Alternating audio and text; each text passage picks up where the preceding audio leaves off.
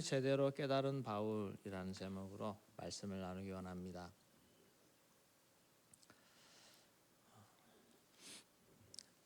예수가 유일한 소망이라는 것을 발견한 인생은 바뀌게 되어 있습니다. 바울은 원래 열정이 있는 사람이었습니다. 그런데 참 복음을 몰랐던 사람입니다. 복음을 몰랐기 때문에 하나님의 율법에 대한 열정이 있었지만 그 열정이 오히려 복음의 방해자가 되었습니다. 예수 믿는 자들을 잡아서 이단으로 여겨서 다 잡아 죽이는 일을 하게 된 것입니다. 오늘 또 교회 안에서 자란 사람들 중에서 복음의 본질을 발견하지 못한 그런 사람들이 교회 안에서 상처 입고 또 시험 든 자들이 오히려 교회를 공격하고 파괴하는 그런 일들에 앞장서고 있는 오늘의 현실을 봅니다. 교회 안에서 중직자의 자녀나 목회자의 자녀들이 커서 교회 안티가 되어서 교회를 공격하는 그런 일을 하고 있는 것입니다. 또 복음을 제대로 깨닫지 못하면 복음에 대해 열정 내는 모든 것이 부담스럽게 되어집니다. 이런저런 열심히 또 은혜를 위해서 또 성장을 위해서 이런저런 것들을 할 때 그 모든 것들이 삐딱하게 보입니다. 훈련을 시키면 또 훈련을 보는 시각이 다르고 그렇게 볼 수밖에 없습니다. 예수 제자가 되도록 열심히 훈련을 시키지만 복음을 제대로 발견하지 못하면 그 많은 훈련, 예배 이런 것들이 오히려 큰 시련으로 그렇게 여겨질 수 있다는 것입니다. 그랬던 바울이 또 그렇게 교회를 자기 열심으로 공격하던 바울이 드디어 복음을 발견하게 됩니다. 그래서 복음을 발견한 바울, 복음을 제대로 깨달은 바울인데 복음을 발견했습니다. 그래서 로마서에 처음에 자기 소개할 때부터 그의 말 하나하나에 모든 복음에 관한 내용들 그런 것들로 가득 차 있습니다. 우리 1절, 2절 말씀을 다시 한번 읽도록 하겠습니다. 예수 그리스도의 종 바울은 사도로 부르심을 받아 하나님의 복음을 위하여 택정함을 입었으니 이 복음은 하나님이 선지자들을 통하여 그의 아들에 관하여 성경에 미리 약속하신 것이라. 네, 하나님의 복음을 위하여 택정함을 입었다. 그리고 이 복음은 그의 아들에 관해 하나님의 아들 예수에 관한 것이다 라는 것을 그의 말에 분명히 밝히고 있습니다. 바울은 복음을 제대로 경험을 했습니다. 그리고 그 복음을 위해서 자신이 택하심을 입었다는 것, 선택받았다는 것도 성령 안에서 알게 되었습니다. 예수를 핍박하던 자가 예수를 증거하는 자로 변화된 것입니다. 그리고 예수에 대한 분명한 그리고 선명한 확신을 가지고 서 있는 것을 봅니다. 우리가 복음의 일꾼이 될 때 가장 먼저 이루어져야 되는 것은 내가 확실하게 복음을 받는 것이고 또 복음에 대한 확신 그리고 분명한 그것이 있어야 된다는 겁니다. 그래서 3절 4절에도 그 아들이 누구인지 자기가 핍박했던 그 예수가 정말 하나님의 아들이구나. 그리고 이 땅에 오신 그의 모습 거기에 대해서 선명하게 확신 있게 말하고 있습니다. 우리 3절 4절 다시 읽겠습니다.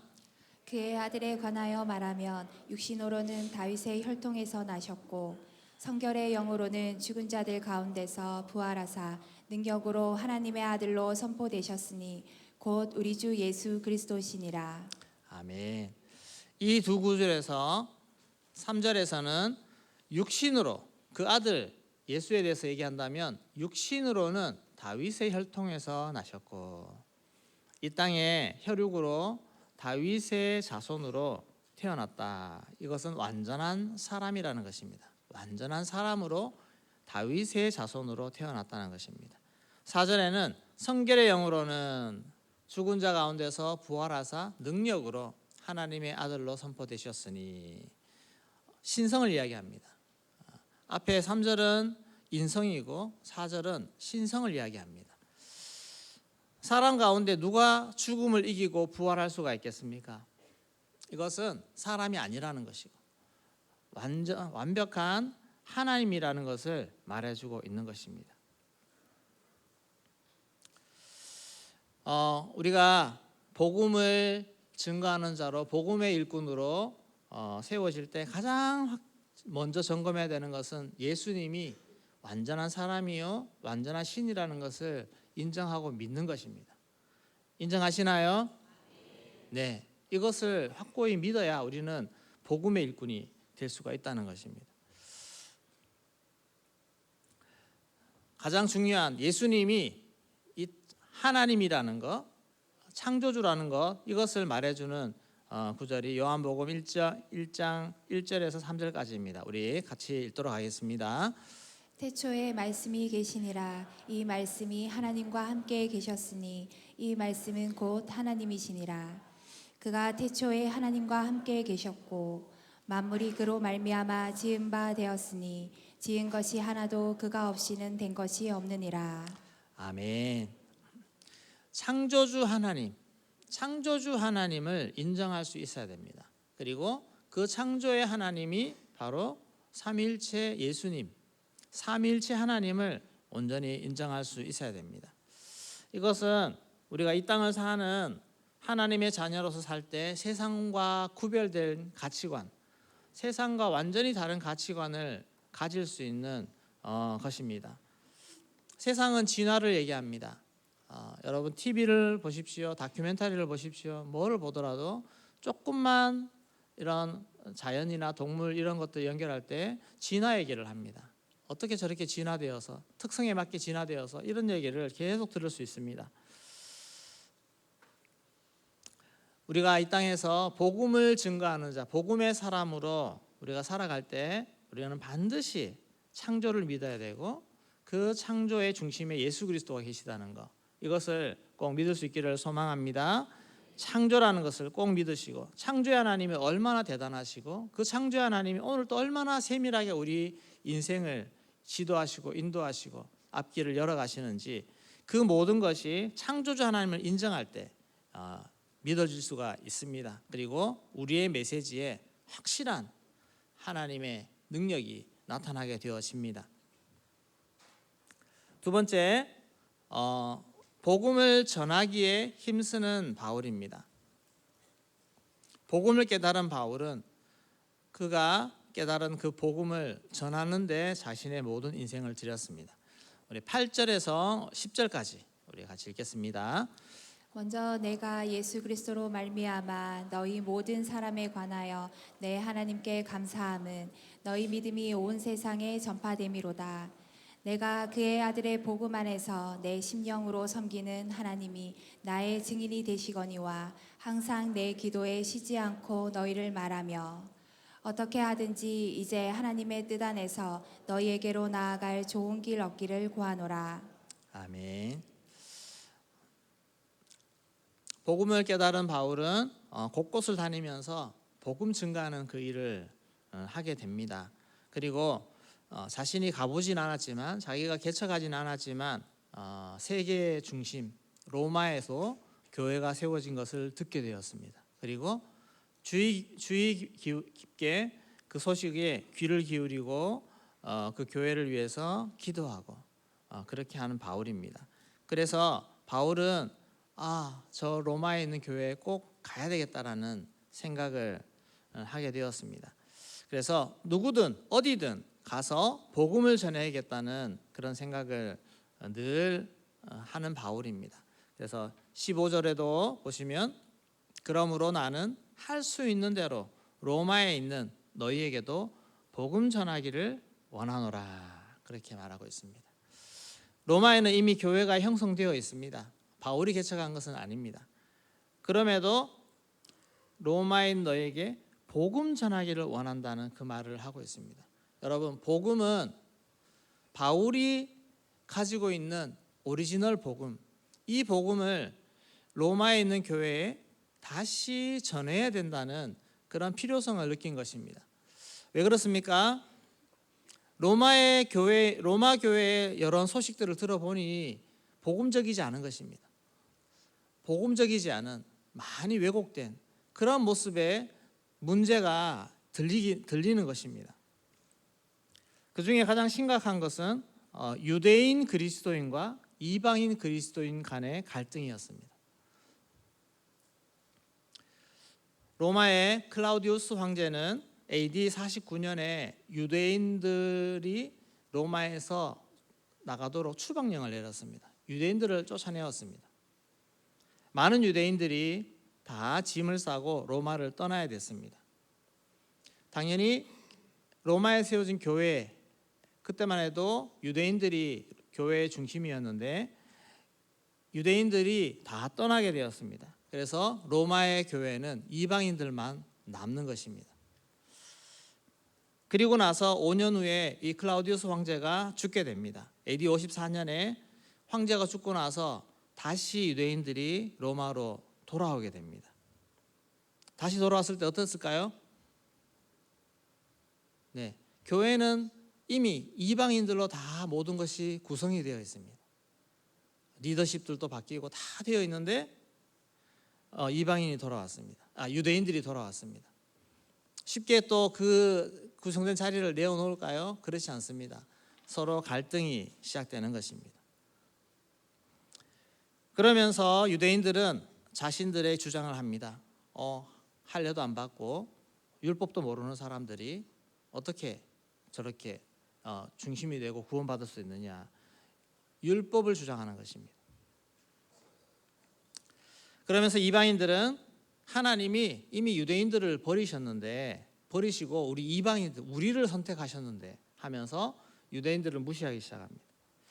이런저런 갈등이 많이 일어나는 것을 바울이 들은 것입니다. 그래서 바울의 판단은 로마 교회가 본질을 잃어가고 있구나, 복음의 본질을 잃어가고 있구나, 그렇게 생각하는 것입니다.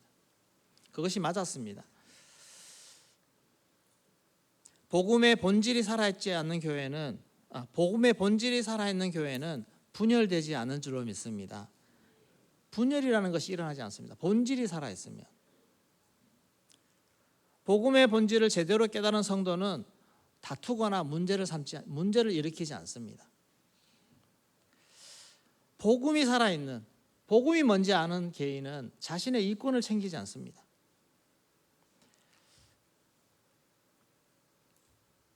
바울이 로마로 가려고 모든 애를 쓴 것은 그 로마의 복음을 회복하고자, 본질을 다시 살리고자 그 마음으로 나아가려고 했습니다. 직접 가려고 많이 애썼지만 길이 여전히 열리지 않았습니다. 그래서 먼저 편지를 쓴 것입니다. 편지를 써서 이 모든 상황들을 참 복음에 대해서 그들에게 먼저 보낸 것이 로마서입니다. 여러분, 모든 문제의 해답은 복음에 있는 줄로 믿습니다. 복음을 제대로 깨달으면 그 안에서 다 해결이 됩니다. 예수님을 내어주신 우리 하나님의 사랑, 그리고 또 예수님의 순종과 헌신, 여기에 이 마음들이 우리 안에 부어지면 우리가 모든 원수까지도 사랑할 수 있는 그 넉넉한 마음이 우리 안에 부어지게 될 줄로 믿습니다. 내가 가면 다툼이 일어나는 것이 아니라 내가 가면 화해가 일어나죠. 내가 가면 용서가 일어나죠. 내가 가면 모든 사람을 품을 수가 있게 되죠. 공동체가 살아나죠. 이게 복음 깨달은 자의 삶인 줄로 믿습니다. 그런 마음으로 여러분 관계를 하시고 교회 안에서 여러 지체들을 세워낼 수 있는 그런 복음의 사람이 되기를 소망합니다. 세 번째, 이 복음의 영향력을 바라는 바울입니다. 영향력이 나타난다는 것입니다. 복음을 깨달은 자는 반드시 영향력이 나타나게 되어 있습니다. 11절 말씀 같이 읽겠습니다. 내가 너희 보기를 간절히 원하는 것은 어떤 신령한 은사를 너희에게 나누어 주어 너희를 경고하게 하려 함이니. 네, 로마 교회에 가서 성도를 그렇게 보기 간절히 원하는 것은 내가 가진 이 신령한 은사를 나누어 주어서 너희를 견고하게 하려 함이니라고 말합니다. 견고하게. 복음이 필요한 것입니다. 참 복음이 필요합니다. 그것은 여러 성도들, 여러 교회를 견고하게 세울 수 있기 때문에 그렇습니다. 복음의 사람은 만나는 사람들을 견고하게 세워주게 됩니다. 또 신령한 은혜들, 말씀을 나눠줄 수가 있습니다. 늘 기도하던 사람이 하나님으로부터 은혜의 말씀을 받지 않겠습니까? 성령의 음성을 듣지 않겠습니까? 그 들은 음성을 만나는 사람들에게, 힘들어하는 사람에게, 연약한 자들에게, 또 상처 있는 자들에게 가서 그 하나님의 말씀을 받은 사람이 가서 전해주면 거기에 하나님의 은혜가 흘러가게 된다는 것입니다. 목원들 만났을 때 여러분 인간적인 조언이 나오면 문제가 더 커집니다. 인간적인 조언이 아닙니다. 인간의 지식에서 인간의 세상을 풀어가는 인간적인 방법들을 이야기해 주면 반드시 문제가 생깁니다. 하나님의 마음으로 중보할 때 성령께서 성령의 음성을 들려주시고 신령한 은사를 우리에게 부어주시고 그것을 나눠줄 수 있는 그런 영적인 복음의 사람이 되기를 소망합니다. 영적인 것을 나눠주면 부작용이 없습니다. 오히려 나와 교제하는 사람들이 믿음 안에 더 견고히 설 수가 있게 되는 것입니다. 이런 복음의 사람이 될 수 있기를 소망합니다. 참 복음으로 무장하면 모든 관계가 건강해지고 모든 관계에 치유가 일어나고 모든 관계 속에서 오해가 풀리고 모든 관계 속에서 교회와 더 하나 될 수 있는 그런 역할들을 잘 감당하는 믿음의 사람이 될 줄로 믿습니다. 로마서 1장 12절 말씀 같이 읽겠습니다. 이는 곧 내가 너희 가운데서 너희와 나의 믿음으로 말미암아 피차 아니함을 얻으려 함이라. 아멘. 바울과 만나는 그 로마 교회의 사람들이 우리가 만나면 정말 나로 인해서 너희로 인해서 피차 아니함을 얻으려 함이라. 피차 서로 대화하고 교제하고 만났을 때 서로 안심하고 위로가 되고 그런 일이 일어난다는 것입니다. 이것이 인간적인 상담으로 되겠습니까? 그렇지 않습니다. 복음으로 교제할 때 이 역사들이 나타난다는 것입니다. 연약했던 자가 나의 권면으로 그 믿음이 살아나는 것을 볼 때 얼마나 기쁩니까? 다시 믿음으로 서는 그 모습을 볼 때 그것이 진짜 마음의 기쁨이요 위로가 된다는 것입니다. 여러분 그런 마음으로 사람들을 만날 수 있기를 원합니다. 오늘 누구 보자 했는데 누구 와서 만났는데 또 누구에 대해서 막 험담하고 이래가 되겠나 하면서 저 사람이 뭐 어떻게 했다고 그런 말 하지 마시고 정말 하나님이 기뻐하시는 마음으로 서로 권면할 수 있는 그리고 기도 요청할 수 있고 그런 마음으로 서로 교제하고 할 때 서로의 모습을 보면서 안위함을 얻는 위로를 얻는 그런 우리의 교제가 되어지기를 소망합니다. 이런 마음을 품으면 이것이 바로 나의 영향력이 됩니다. 복음의 영향력이 나로 말미암아서 나타나게 된다는 것입니다. 우리 하나님은 창조의 하나님이십니다. 모든 능력과 권세를 가지고 이 땅을 다스리시는 그 하나님이 우리를 사랑하셔서 우리를 구원하기 위해서 귀한 아들을 우리 가운데 보내주시고 우리를 위해 죽게 하시고 그렇게 해서 우리를 하나님의 자녀로 삼아 주셨습니다. 그것이 나뿐만 아니라 우리 모든 지체들을 위해서 그렇게 사랑을 베푸셨다는 것입니다. 여러분 나를 사랑하는 만큼 우리 옆에 지체들을 사랑하십시오. 하나님은 나를 사랑하는 것만큼 옆에 지체를 사랑하십니다. 그렇게 인정하시나요? 우리 옆에 한번 볼까요, 친구들? 네, 정말 옆에 있는 친구가 하나님 앞에서는 나만큼 소중한 사람이에요. 그리고 그 사람을 소중히 대할 때 하나님이 너무너무 기뻐하시는 겁니다. 우리가 그런 마음으로 지체를 사랑하시고 또 저 건너 있는 걔는 막 이렇게 생각하지 마시고 그 친구들까지 하나님은 너무너무 사랑하신다는 거. 그리고 그 영혼을 위해서 품어주고 기도해주고 중보해줄 때 하나님이 더 기뻐하신다는 것입니다. 이런 복음으로 살아갈 수 있기를 소망합니다. 복음이 내 안에 충만해서 우리의 모든 관계들이 하나님 앞에 내가 만날 때마다 안위함을 얻고 피차 안위함을 얻고 영혼들이 견고하게 세워지는 이런 복음의 역사들이 우리 모든 관계들 속에서 나타나고 대형 공동체가 더 복음 안에서 연합되고 하나 되어 하나님의 사명을 감당하는 멋진 믿음의 공동체로 더 자라고 성장할 수 있기를 주의 이름으로 축원합니다. 같이 기도하겠습니다.